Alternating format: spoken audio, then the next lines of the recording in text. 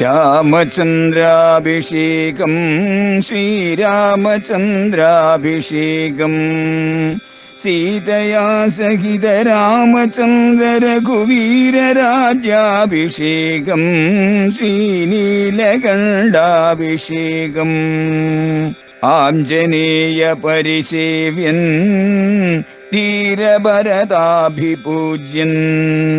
വീരലക്ഷ്മണ കുമാര ശത്രുഘ്ന സോദരാർച്ചിത പദാബ്ജൻ ശ്രീനീലകണ്ഠ ഹൃദയേശൻ രാമചന്ദ്രാഭിഷേകം ശ്രീരാമചന്ദ്രാഭിഷേകം.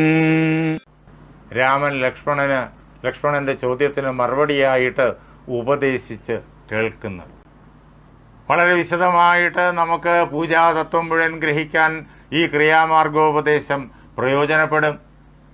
വളരെ വിപുലമായിട്ട് ചർച്ച ചെയ്യേണ്ടതായ ഭാഗമാണത്. സമയത്തിന്റെ ചുരുക്കം കൊണ്ട് അടിസ്ഥാനം ഒന്ന് ചെറുതായി പറഞ്ഞേ ഉള്ളൂ, അപ്പം തന്നെ സമയം കടന്നുപോയി. സമയത്തിന്റെ ചുരുക്കം കൊണ്ട് ഇനി അടുത്തതിലേക്ക് പ്രവേശിക്കുകയാണ്.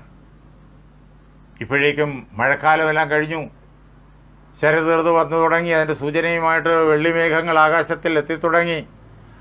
ആഞ്ജനേയൻ സുഗ്രീവന്റെ അടുത്ത് എന്ന് പറഞ്ഞു, അല്ലയോ സുഗ്രീവ, നിന്നുടെ കാര്യം വരുത്തി രഘുത്തമൻ മുന്നമേ, ആദ്യമേ തന്നെ രഘുത്തമൻ നിന്റെ കാര്യം ഇതാ നേടിത്തന്നിരിക്കുന്നു. ബാലിയെ സംഹരിച്ച് നിനക്ക് രാജ്യം തന്നിരിക്കുന്നു. നിന്റേതായിട്ടുള്ളതെല്ലാം നിനക്ക് ശ്രദ്ധിച്ചു കഴിഞ്ഞിരിക്കുന്നു. എന്താ അദ്ദേഹം അങ്ങനെ ചെയ്തത്? അദ്ദേഹം സത്യവാനാണ്, പുരുഷോത്തമനാണ്. പക്ഷെ നീ ഇപ്പോ ഏറെക്കാലായിട്ട് അദ്ദേഹത്തെ മറന്ന ഒരു മട്ടിലാണ്. ഇപ്പോ സീതാന്വേഷണത്തിലുള്ള സമയമായി കഴിഞ്ഞിരിക്കുന്നു, മഴക്കാലം കഴിഞ്ഞിരിക്കുന്നു. ശരത് ആയിക്കഴിഞ്ഞാൽ അവിടെ എത്തിക്കൊള്ളണം വാനരപ്പടയുമായിട്ടെന്നാണല്ലോ അദ്ദേഹം പറഞ്ഞിരിക്കുന്നത്. നീ അതിനു വേണ്ടിയിട്ടുള്ള സന്നാഹങ്ങളൊന്നും ഒരുക്കിയില്ലല്ലോ. പ്രത്യുപകാരം മറക്കുന്ന പുരുഷൻ ചത്തതിനൊക്കവേ ജീവിച്ചിരിക്കലും. ഇങ്ങോട്ട് ഉപകാരം ലഭിച്ചു, അതിന്റെ സുഖങ്ങൾ അനുഭവിക്കുന്നു. പക്ഷേ അങ്ങോട്ട് ചെയ്യേണ്ടതായ കർത്തവ്യം, പ്രത്യുപകാരം, അത് ആരാണോ മറക്കുന്നത് അവൻ ജീവനോടുകൂടി ഇരുന്നാലും ചത്തതിന് തുല്യമാണ്. ആഞ്ജനേയൻ കൃത്യമായ സമയത്ത് സുഗ്രീവനെ ഓർമ്മിപ്പിച്ചു. സുഗ്രീവൻ അത് കേട്ടപ്പോൾ ദേഷ്യമല്ല വന്നത്. പലപ്പോഴും പല ഭരണാധികാരികൾക്കും ചെയ്യേണ്ട കാര്യം ഒരാൾ ഓർമ്മിപ്പിച്ചു കഴിഞ്ഞാൽ ദേഷ്യം വരും, ഉടനെ അവരുടെ നേരെ കയർക്കും. സുഗ്രീവൻ കയർത്തില്ല. സുഗ്രീവൻ പറഞ്ഞു, ഇത്തരം ചൊല്ലും അമാത്യനുണ്ടെങ്കിലോ പൃഥ്വീശന് ആപത്തും എത്തുകയില്ലല്ലോ. ഇങ്ങനെ വേണ്ടുന്ന സമയത്ത് വേണ്ടുന്ന പ്രകാരത്തില് ഉപദേശിക്കുന്ന അമാത്യനുണ്ടെങ്കിൽ, മന്ത്രി ഉണ്ടെങ്കിൽ രാജാവിന് ഒരിക്കലും ഒരു വീഴ്ചയുണ്ടാവില്ല, ഒരു ആപത്തും വരില്ല. അല്ലയോ ആഞ്ജനേയ, അങ്ങ് പറഞ്ഞത് സത്യം തന്നെയാണ്, അങ്ങ് പറഞ്ഞത് ശരി തന്നെയാണ്, എന്നെ ഓർമ്മിപ്പിച്ചത് വളരെ നന്നായി. ഒരു കാര്യം ചെയ്യുക, സപ്തദ്വീപസ്ഥിതന്മാരായ വാനര സത്തമന്മാരെ വരുത്തുവാനായി ദൂതന്മാരെ അയക്കുക. 7 ദ്വീപുകളിലായിട്ടാണ് നമ്മുടെ വാനര വിഭാഗങ്ങൾ വസിക്കുന്നത്, മഹാബലശാലികൾ. അവരെല്ലാം ഉടനെ കിഷ്കിന്ധയ്ക്കുള്ളിലേക്ക് വരുത്തണം. അതിനു വേണ്ടിയിട്ട് 10,000 കപിവീരരെ ഈ 7 ദ്വീപുകളിലേക്കുമായിട്ട് ഉടനെ പറഞ്ഞയക്കുക. എത്രയും വേഗം അവരെല്ലാം ഇവിടെ എത്തിച്ചേരണം. അവര് എത്ര നാളിനുള്ളിൽ വരണം?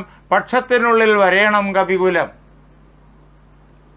അവര് 2 ആഴ്ചയ്ക്കുള്ളിൽ, ഒരു പക്ഷം കഴിയുന്നതിനുള്ളിൽ, കൃഷ്ണപക്ഷം അതേപോലെ തന്നെ ശുക്ലപക്ഷം, ഇങ്ങനെ 2 പക്ഷങ്ങളുണ്ടല്ലോ, രണ്ടും കൂടി ചേർന്നിട്ടാണ് ഒരു മാസം. അങ്ങനെ 15 ദിവസത്തിനുള്ളിൽ അവരിവിടെ എത്തിക്കഴിഞ്ഞിരിക്കണം. വരുന്നതിൽ അമാന്തം വരുത്തിയാലോ അവൻ വധ്യനാണ് എന്ന എന്റെ കൽപ്പന അറിയിച്ചേക്കുക. ഉടനെ തന്നെ ദൂതന്മാർ എല്ലായിടത്തേക്കും പുറപ്പെട്ടു. അവിടങ്ങളിൽ നിന്നിട്ടെല്ലാം വാനരവീരന്മാര് സുഗ്രീവാജ്ഞ അനുസരിച്ചിട്ട് യുദ്ധസന്നദ്ധരായിട്ട് വളരെ വേഗത്തിൽ കിഷ്കിന്ധയിലേക്ക് എത്തിത്തുടങ്ങി. ഈ അവസരത്തിൽ രാമൻ പ്രശ്രവണത്തില് ലക്ഷ്മണനോടൊപ്പം ഇരിക്കുകയാണല്ലോ. രാമൻ സീതയെ പിരിഞ്ഞ് വളരെയേറെ ദുഃഖിതനാണ്. രാമൻ പറയുന്നു, ചന്ദ്രാനനെ, നീ പിരിഞ്ഞതു കാരണം ചന്ദ്രനും ആദിത്യനെ പോലെയായിതു. ചന്ദ്രനെ പോലെ മനോഹരമായ മുഖത്തോടുകൂടിയവളെ അല്ലയോ സീതേ, നീ എന്നെ പിരിഞ്ഞതുകൊണ്ട് ഇപ്പോ എനിക്ക് ചന്ദ്രൻ പോലും ആദിത്യനെ പോലെ ആയി തീർന്നിരിക്കുന്നു. ചന്ദ്രനെ നമുക്കെല്ലാം ഇഷ്ടമാണ്, ചന്ദ്രന്റെ കിരണങ്ങൾ വളരെ തണുപ്പുള്ളതാണ്. അതുകൊണ്ട് നിലാവത്ത് നിൽക്കാൻ നമുക്ക് വളരെയേറെ ഇഷ്ടമാണ്, ആസ്വദിക്കാം നിലാവിനെ. പക്ഷേ മധ്യാഹ്ന സൂര്യന്റെ മുന്നിലേക്ക് നമ്മൾ ഇറങ്ങിച്ചെല്ലൂല. എന്താ? ചൂട് സഹിക്കാൻ പറ്റൂല. അല്ലയോ സീതയെ, നീ എന്നെ പിരിഞ്ഞതുകൊണ്ട് ആ വേർപാടിന്റെ വേദനയാൽ എനിക്ക് ചന്ദ്രകിരണങ്ങൾ പോലും ഉച്ചയ്ക്കുള്ള വെയിലിനേക്കാളേറെ കഠിനമായിട്ട് അനുഭവപ്പെടുന്നു. രാമൻ വിലപിക്കാണ്. അതിന് രാമൻ തുടർന്ന് വളരെ വിസ്തൃതമായിട്ടാണ് ആ വിലാപം. വാൽമീകി രാമായണത്തിൽ വളരെ വിസ്തൃതമായിട്ട് എല്ലാം അവിടെ കൊണ്ടുവരുന്നുണ്ട് അദ്ദേഹം. സുഗ്രീവനും ദയാഹീനനത്രേ തുലവും. തെല്ലുപോലും ദയ സുഗ്രീവനില്ല. ഇതിനകം സുഗ്രീവൻ ഇവിടെ എത്തിച്ചേരേണ്ടതാണല്ലോ. സുഗ്രീവൻ എന്റെ കാര്യം മറന്നുവോ? ഇങ്ങനെ വന്നു കഴിഞ്ഞാൽ എന്തു വേണ്ടിവരും? കിഷ്കിന്ധയോടും ബന്ധുക്കളോടും കൂടെ മർക്കടശ്രേഷ്ഠനെ നിഗ്രഹിച്ചിടുവൻ. ഞാൻ മർക്കടശ്രേഷ്ഠനായിരിക്കുന്ന ആ സുഗ്രീവനെ കിഷ്കിന്ധയോടും അവന്റെ ബന്ധുക്കളോടുമൊപ്പം ഉടനെ നിഗ്രഹിക്കും എന്നൊക്കെ രാമൻ പറഞ്ഞു. അപ്പോഴേക്കും ലക്ഷ്മണൻ രാമനോട് പറഞ്ഞ മറുപടി, രാമന് ഒരു തെല്ലുപോലും ദുഃഖമുണ്ടാകുന്ന ലക്ഷ്മണന് സഹിക്കാൻ പറ്റില്ല. ആരെങ്കിലും ദുഃഖത്തിന് കാരണം ഉണ്ടായിക്കഴിഞ്ഞാൽ അവരുടെ നേരെ വാളെടുക്കും ലക്ഷ്മണൻ. ലക്ഷ്മണൻ പറഞ്ഞു, അങ്ങ് എനിക്ക് ആജ്ഞ തന്നാൽ മാത്രം മതി.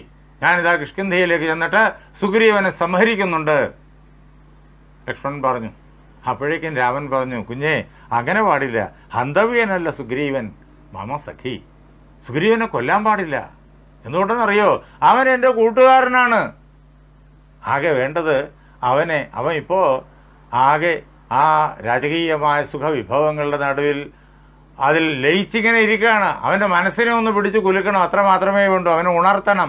കിന്തു ഭയപ്പെടുത്തിയിടുകന്നേ വരൂ. അവനെ അതിനു വേണ്ടിയിട്ട് ഒന്നൊന്ന് വിരട്ടണം, അത്രയേ ഉള്ളൂ. ഇല്ല, അവനെ കൊല്ലാൻ പാടില്ല. അതുകൊണ്ട് അവിടെ ചെന്നിട്ട് സുഗ്രീവനോട് പറയുക, നസ സങ്കുചിത പന്ഥ ഏനവാലി ഹതോഗത. വാൽമീകി രാമായണം. ഇങ്ങനെ ഞാൻ പറഞ്ഞതായിട്ട് പറഞ്ഞേക്കുക, ബാലി കൊല്ലപ്പെട്ട് പോയ വഴിയുണ്ടല്ലോ, ആ വഴി ഇന്നും അടഞ്ഞു പോയിട്ടില്ലാത്ത, ഇന്നും തുറന്നു കിടക്കുകയാണ്. അതുകൊണ്ട് സമയേ തിഷ്ട സുഗ്രീവ. സുഗ്രീവ, നീ നിന്റെ വാക്ക് പാലിക്ക്. മാ വാലിപഥമന്വക. അല്ലാതെ വെറുതെ വാലി പോയ വഴി കൂടി നീയും പുറപ്പെടാനായിട്ട് ആഗ്രഹിച്ചു പോകരുത്. നിന്നെ അങ്ങോട്ട്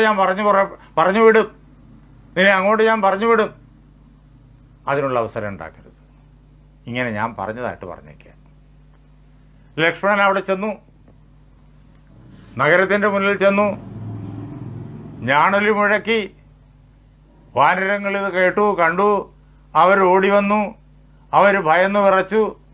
ആ കിഷ്കിന്ധയുടെ ഗോപുരത്തിലും മതിലിന്റെ മുകളിലും കോട്ടവാതിലിലും മതിലിന്റെ മുകളിലുമൊക്കെ അവർ ഓടിയും ചാടിയും ഭയന്ന് ഇങ്ങനെ കോലാഹലം കൂട്ടുന്നു.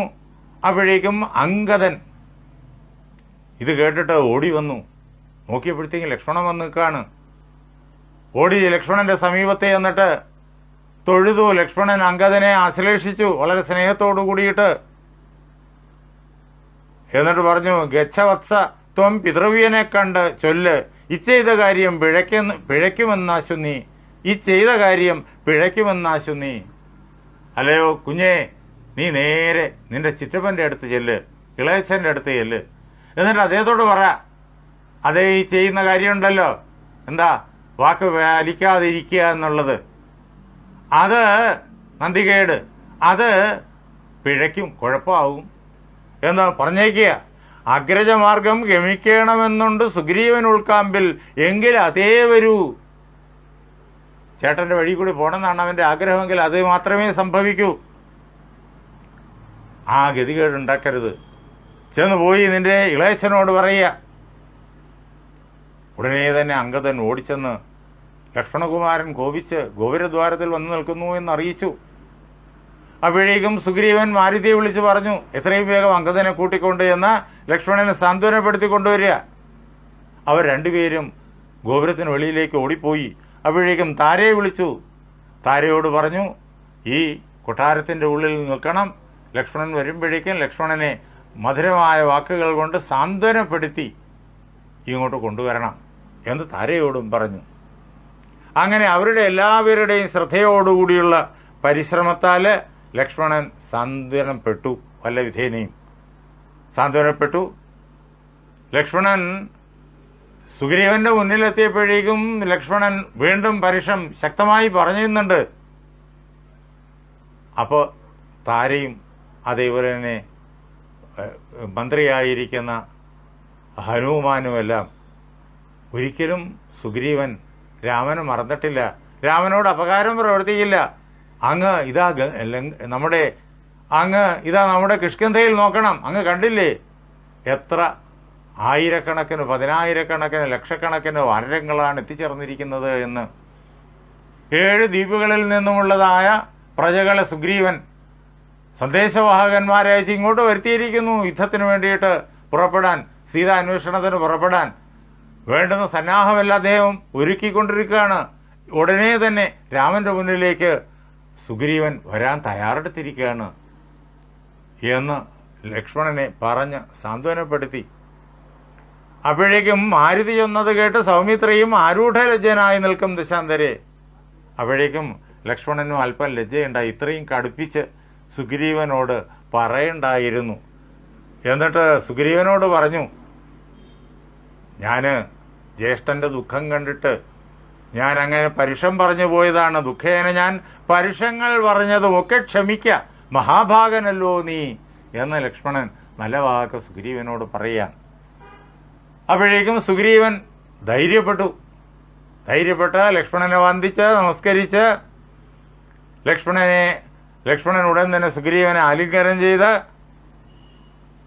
അങ്ങനെ അവിടെ നിന്നിട്ട് നേരെ സൈന്യവും കൊണ്ട് രാമന്റെ മുന്നിലേക്ക് ചെല്ലാനുള്ള തയ്യാറെടുപ്പായി.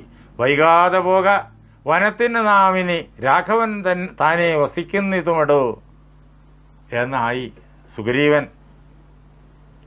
അങ്ങനെ ലക്ഷ്മണകുമാരൻ പറഞ്ഞു സുഗ്രീവനോട്, വൈകാതെ പോക വനത്തിന് നാമിനി രാഘവൻ താനെ വസിക്കുന്നിതുമടോ. രാമൻ അവിടെ ഒറ്റയ്ക്ക് മാത്രം വസിക്കാണ്, നമുക്ക് എത്രയും വേഗം അങ്ങോട്ട് പോകണം, കാലതാമസം ഉണ്ടാക്കാൻ പാടില്ല. അങ്ങനെ തന്നെ പുറപ്പെടുകെങ്കിൽ നാം എന്നായി സുഗ്രീവൻ. ലക്ഷ്മണൻ അങ്ങോട്ട് പുറപ്പെടാം എന്ന് പറഞ്ഞപ്പോൾ സുഗ്രീവൻ ഉടനെ തന്നെ നമുക്ക് പുറപ്പെടാം എന്ന് പറഞ്ഞിട്ട് തേരിൽ കരേറി സുമിത്രാത്മജനുമായി സുഗ്രീവൻ തേരിൽ കയറി ലക്ഷ്മണനെയും കൂട്ടിക്കൊണ്ട്. എന്നിട്ട് ഭേരി മൃദംഗ ശംഖാദിനാദത്തോടും ആ സൈന്യം അവിടുന്ന് പുറപ്പെടുക. അതിനു വേണ്ടിയിട്ട് പെരുമ്പറ മുഴക്കുന്നുണ്ട്, മൃദംഗങ്ങൾ മുഴക്കുന്നുണ്ട്, വലിയ ചെണ്ടകൾ ഘോഷിക്കുന്നുണ്ട്, ശംഖാദികൾ മുഴക്കുന്നുണ്ട്. അങ്ങനെ വലിയ ആർഭാടപൂർണമായ യാത്ര അവിടെ നിന്ന് തുടങ്ങുകയാണ്. ശ്രീരാമ പാതാരവിന്ദാന്തികെ വീണ് പൂരിച്ച ഭക്തിയാ നമസ്കരിച്ചിടിനാൻ സുഗ്രീവൻ.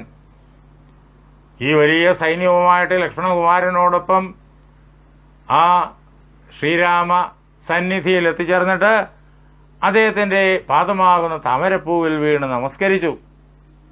ശ്രീരാമദേവനും വാനരവീരനെ കാരുണ്യമോട് ഗാഠം പുണർന്നിടിനാൻ. ആ സുഹൃത്തുക്കളുടെ സ്നേഹമസൃണമായ ആ സമ്മേളനം. സുഗ്രീവൻ രാമനോട് പറഞ്ഞു, വന്നു നിൽക്കുന്ന കവികുലത്തെ കനിഞ്ഞൊന്ന് തൃക്കൺ പാർത്തരുളയണമാതരാൽ. അങ്ങ് തൃക്കൺ പാർക്കണം. അത് രാജാവിനോട് പറയേണ്ട വാക്കുകളാണ്. അതൊക്കെ നമ്മുടെ പാരമ്പര്യത്തിൽപ്പെടുന്ന ആദരപൂർവകമായിട്ടുള്ള വാക്കുകളാണ്. അങ്ങ് തൃക്കൺ പാർക്കണം. ഇതാ കവികുലം വന്നു നിൽക്കുന്നു അങ്ങയുടെ മുന്നിൽ. അങ്ങയുടെ ആജ്ഞ എന്തു തന്നെ ആയാലും അത് നിറവേറ്റാൻ വേണ്ടിയിട്ട് സന്നദ്ധരായിട്ട് അവരെ അങ്ങ് ഒന്ന് കാണുക. മർക്കട വീരരി കാണായതൊക്കവേ, ഈ കാണുന്നതെല്ലാം വാനരവീരന്മാരെന്നറിയ. ഇവരെവിടെയൊക്കെ വസിക്കുന്നവര് ആണെന്നറിയോ, എവിടെയൊക്കെ ജനിച്ചവരാണെന്നറിയോ. നാനാ കുലാചല സംഭവന്മാരിവർ. പല പ്രകാരത്തിലുള്ള കുലാചലങ്ങളിൽ, കുലപർവ്വതങ്ങളിൽ ജനിച്ച ആളുകൾ, അവിടെ വളർന്ന ആളുകൾ, അവിടെ വെച്ച് പ്രഗത്ഭന്മാരായ ആളുകൾ അവരാണ് ഇതവിടെ വന്നു ചേർന്നിരിക്കുന്നത്. നാനാ സരിദ്വീപ ശൈലനിവാസികൾ. ഈ പ്രപഞ്ചത്തിൽ എല്ലായിടത്തും പർവ്വതങ്ങളിലും ദ്വീപങ്ങളിലും ഇങ്ങനെ എല്ലായിടവും വസിക്കുന്നവരായിട്ടുള്ള വാനരവീരന്മാര് പർവ്വത തുല്യ ശരീരികൾ ഏവരും. മോശക്കാരായിട്ട് ആരുമില്ല. എല്ലാവരും പർവ്വതം പോലെ വലിയ കരുത്തുറ്റ ശരീരത്തോടുകൂടി അവരെ കണ്ടാൽ തന്നെ ഈ ലോകത്തിൽ ആരും ഭയന്നു പോകും, ഏത് രാക്ഷസനും. ഉർവീപതേ, അല്ലയോ രാമ, മഹാരാജാവേ എന്നർത്ഥം. അല്ലയോ മഹാരാജാവേ ശ്രീരാമചന്ദ്ര, കാമരൂപികൾ എത്രയും ഗർവം കലർന്ന നിശാചരന്മാരുടെ ദുർവീര്യമെല്ലാം അടക്കുവാൻ പോന്നവർ. ഇവര് കാമരൂപികളാണ്. വളരെ ഗർവം കലർന്ന ഈ വാനരന്മാര് കാമരൂപികളാണ്. ഇഷ്ടം പോലെ രൂപം മാറാൻ, ഇഷ്ടം പോലെ ശരീരം വലുതാക്കാനും ചെറുതാക്കാനും ഒക്കെ ശേഷിയുള്ളവരാണ്. എന്ന് മാത്രമല്ല, ഇതേപോലെ കാമരൂപികളായ തന്നെ ഇഷ്ടം പോലെ രൂപം മാറി ലോകത്തെ പറ്റിക്കാൻ വേണ്ടി രാക്ഷസന്മാർ നടക്കാറുണ്ട്. അങ്ങനെയുള്ള കാമരൂപികളായ രാക്ഷസന്മാര് എങ്ങനെ ഗർവം കലർന്ന അഹങ്കാരികളായ രാക്ഷസന്മാര്, ആ നിശാചരന്മാരുടെ, അവർ രാത്രിയിൽ സഞ്ചരിക്കുന്നവരാണ്. എന്താ, അവർ അന്ധകാരത്തിൽ അജ്ഞാനത്തിൽ സഞ്ചരിക്കുന്നവരാണ്. അവരുടെ ദുഷ്ടമായിരിക്കുന്ന വീരത്തെ മുഴുവൻ, കരുത്തിനെ മുഴുവൻ അടക്കുവാൻ, ആടിച്ചു ഒതുക്കുവാൻ പോന്നവരാണ്. അതിനുള്ള കരുത്തോടുകൂടിയവരാണിവർ. ദേവാംശ സംഭവന്മാർ ഇവരാകയാൽ ദേവാരികളെ ഒടുക്കും ഇവരിനി. ഇവര് ഓരോരുത്തരും ഓരോരോ ദേവന്മാരുടെ ചൈതന്യത്തോടു കൂടിയിട്ട് ഈ ഭൂമിയിൽ വാനരകുലത്തിൽ ജനിച്ചവരാണ്, അവതരിച്ചവരാണ്. അതിനാൽ ഇവർ ദേവവൈരികളായിരിക്കുന്ന രാക്ഷസന്മാരെ ഒടുക്കും, യാതൊരു സംശയവും വേണ്ട. കേജിൽ ഗജബലന്മാർ ഇതിലുണ്ട് താൻ, കേജിൽ ദശഗജ ശക്തിയുള്ളവരുണ്ട്.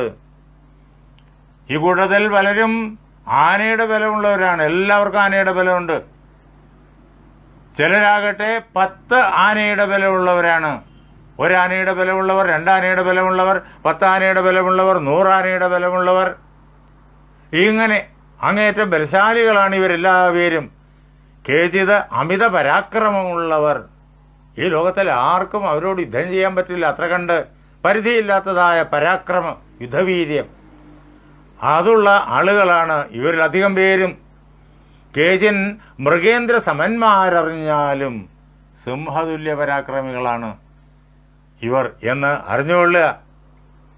അങ്ങനെയുള്ള ഈ രാക്ഷസ വീരന്മാരെ മുഴുവൻ തകർക്കാൻ ശേഷിയുള്ള വാനരപ്പടയാണിതാ അങ്ങയുടെ മുന്നിൽ അങ്ങയുടെ ആജ്ഞ കാത്തു നിൽക്കുന്നത്. അങ്ങതാ നോക്കിക്കോണം. ഋക്ഷകുലാധിപനായുള്ള ജാമ്പവാൻ, പുഷ്കര സംഭവപുത്രൻ ഇവനല്ലോ. ഋക്ഷവംശത്തിൽ പിറന്ന ജാമ്പവാൻ, ബ്രഹ്മാവിന്റെ പുത്രനാണ് അദ്ദേഹം. ഇതാ അങ്ങയുടെ മുന്നിൽ അങ്ങയെ വണങ്ങിക്കൊണ്ട് നിൽക്കുന്നു, കാണുക. പിന്നെയോ കോടി ഭല്ലൂക വൃന്ദാധിപതി മഹാപ്രൗഢമതി ഹനുമാൻ, ഇവൻ എന്നുടെ മന്ത്രിവരൻ, മഹാസത്വപരാക്രമൻ. ഇതാ ആഞ്ജനേയന് പ്രത്യേകിച്ച് രാമന് പരിചയപ്പെടുത്തി കൊടുക്കേണ്ട കാര്യമില്ല. പക്ഷേ ആ ക്രമമനുസരിച്ച് അവരുടെ ഓരോരുത്തരുടെയും മഹത്വത്തിന്റെ ക്രമമനുസരിച്ച് ഇങ്ങനെ രാമനെ പരിചയപ്പെടുത്തി കൊടുക്കുകയാണ്. എന്റെ മന്ത്രിയായിരിക്കുന്ന ഹനുമാൻ വലിയ കരുത്തോടുകൂടിയൻ, വലിയ തന്റെ ഇടമുള്ളവൻ. അവൻ വായുഭഗവാന്റെ പുത്രനാണ്.